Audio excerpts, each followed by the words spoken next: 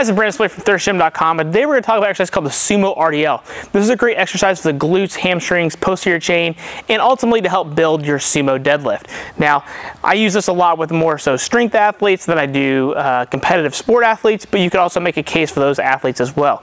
This is very similar to our regular Romanian deadlift. We're just going to perform this in a sumo stance. So you're going to want a bar in a rack of some sort, and then whatever weight that you want on there.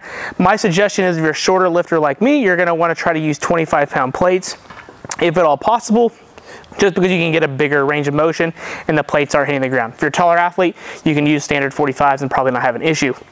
The main thing we want to differentiate here is that between a stiff leg and an RDL, RDL starts from the top and goes down. It's very eccentric heavy. That's the main portion of it. The stiff leg, on the other hand, is designed to start from the ground, and I've got a video for that, which you can find on my YouTube channel. So I've got my barbell set up here. What I'm going to do, I'm going to just hold up my regular standard grip, or where I would hold my barbell with my sumo. And then what I'm going to do is I'm going to walk the bar out. I'm going to get in my sumo stance. So for me, this is about here. And then what I'm gonna do, I'm gonna unlock my knees just a little bit, probably hard to see with my pants here. Unlock my knees like my regular RDL, keep my chest good and tall. Push my hips back, feel that good stretch, drive my hips forward. Back stays flat, everything stays neutral, drive my hips forward. Make sure my lats stay tight so that my chest stays tall.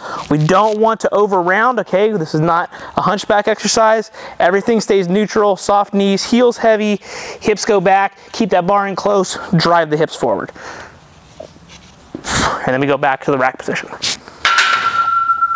So, why would you use this exercise? I think this is great, one, to get that eccentric stress that you're usually missing from your deadlift. Deadlifts are concentric heavy because they're coming from the ground.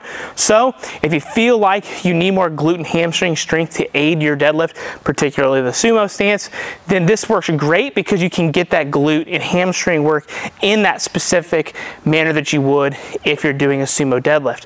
I know this is very popular among ladies because of the glute activation and things like that. Really, I don't think there's that much of a difference regardless of what stance you use. There probably is maybe just a little bit, but again, at the end of the day, probably not that big of a deal. They just think because they're wider, they're getting more glutes, but that's not necessarily the case.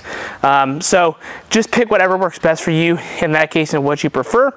But when it comes to helping your sumo deadlift, I really like this for anywhere from 3 to 4 sets of about 6 to 10 reps. It is a heavier exercise.